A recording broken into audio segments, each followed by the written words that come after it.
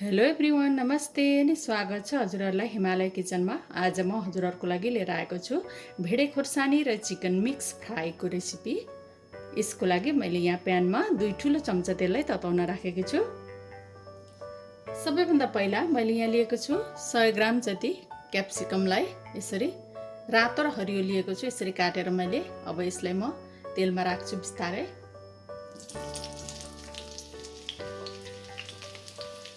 र यसमा म थोरै आफ्नो स्वादअनुसार नुन राख्छु।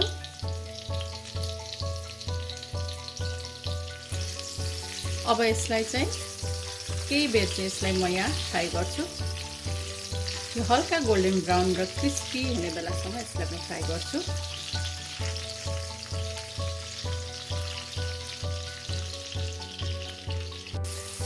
ल भेडे खोर्सानी यतिको भएपछि अब यो भएको छ, यसलाई धेरै पकाउनु पनि हुँदैन। अब म यसलाई सेक्छु।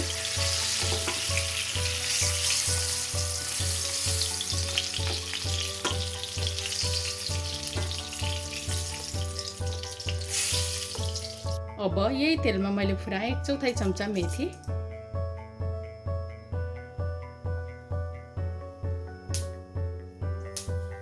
मेथी यतिको भएपछि मैले पुरा आधा सानो चम्चा जिरा,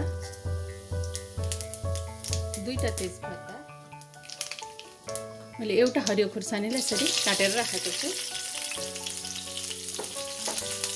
अब मैले राखेँ एउटा ठुलो प्याज यसरी लाम्चो गरेर काटेको, थोरै नुन राखेँ मैले प्याज राखेर। अब प्याजलाई पनि गोल्डन ब्राउन हुने बेलासम्म यसलाई फ्राई गर्नुपर्छ।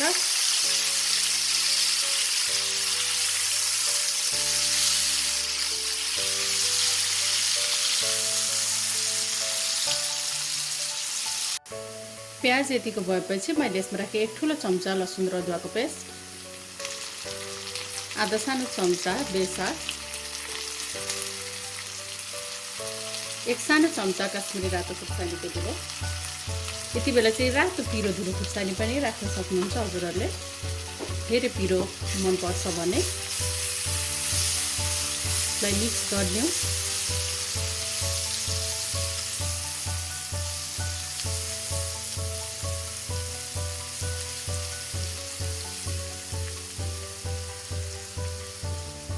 र मैले यहाँ लिएको छु आधा किलो जति चिकन। अब चिकनमा मैले यहाँ राखेँ। चिकन राखेर फेरि म नुन राख्दैछु आफ्नो स्वादअनुसार। मिक्स गरिदिउँ। यो रेसिपीमा चाहिँ पानी राख्नु हुँदैन, पानी नराखिकन चिकनलाई फ्राई गर्नुपर्छ।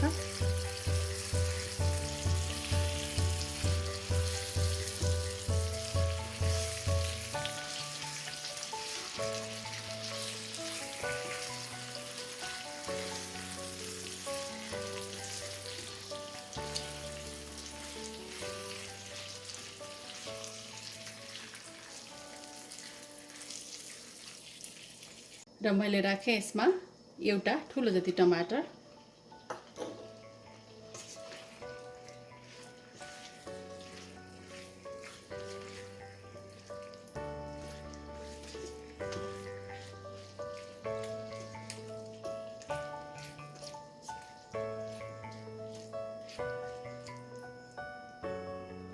अब यसलाई छोपेर 5 मिनेटको लागि मात्रै यसलाई छोपेर पकाउनु पर्छ।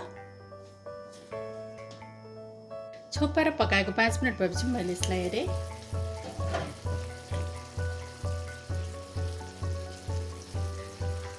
यसबाट पानी हल्का निस्केको छ।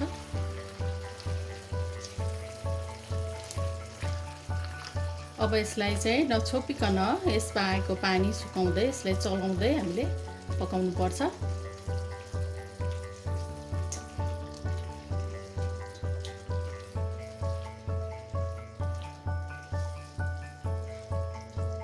मिडियम टु हाई हिटमा पकाउनु पर्छ यसलाई। 10 मिनट भएपछि यसलाई म चलाइदिँदैछु।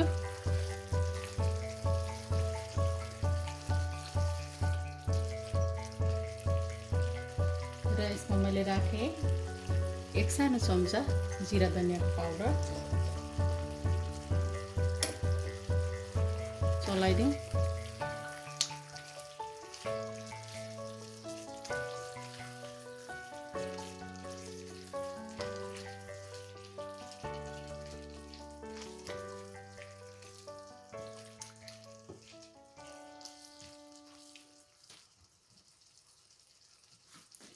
र यसलाई अझै चलाउँदै पकाउनुपर्छ केही बेर।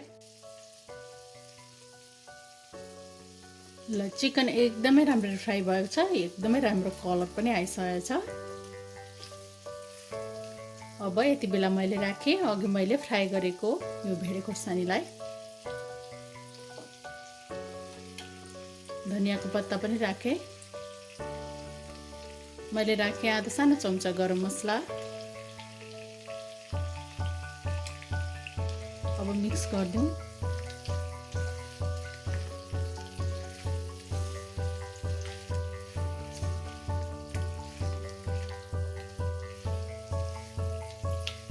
अब 3 मिनट जति यसलाई चलाउँदै यसरी फेरि पकाउँ।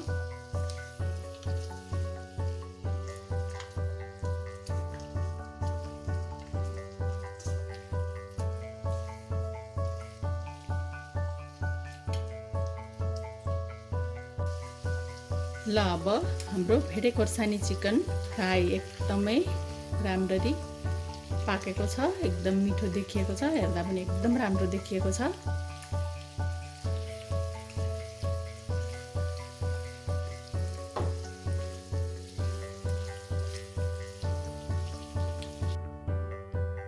एकदमै मिठो क्याप्सिकम र चिकन फ्राई चाहिँ अब यसरी बनेर खानको लागि रेडी भएको छ। हजुरहरू पनि यसरी बनाएर खानलाई अवश्य पनि ट्राई गर्नु होला। यसरी बनाउँदा एकदमै मिठो हुन्छ, बेग्लै किसिमको टेस्ट हुन्छ। हस् त यो रेसिपी हजुरहरूलाई राम्रो लाग्यो भने हाम्रो भिडियोलाई लाइक कमेन्ट सेयर गरिदिनु होला। यस्तै रेसिपीहरूको लागि हाम्रो च्यानललाई सब्सक्राइब पनि गरिदिनु होला। सब्सक्राइब गरिसकेपछि नजिकै रहेको नोटिफिकेसन बेललाई पनि अवश्य पनि क्लिक गरिदिनु होला। फेरि पनि यस्तै मिठो परिकारको रेसिपी लिएर आउने नै छु। हाम्रो भिडियो हेरिदिनु भएकोमा हजुरहरूलाई धेरै धेरै धन्यवाद।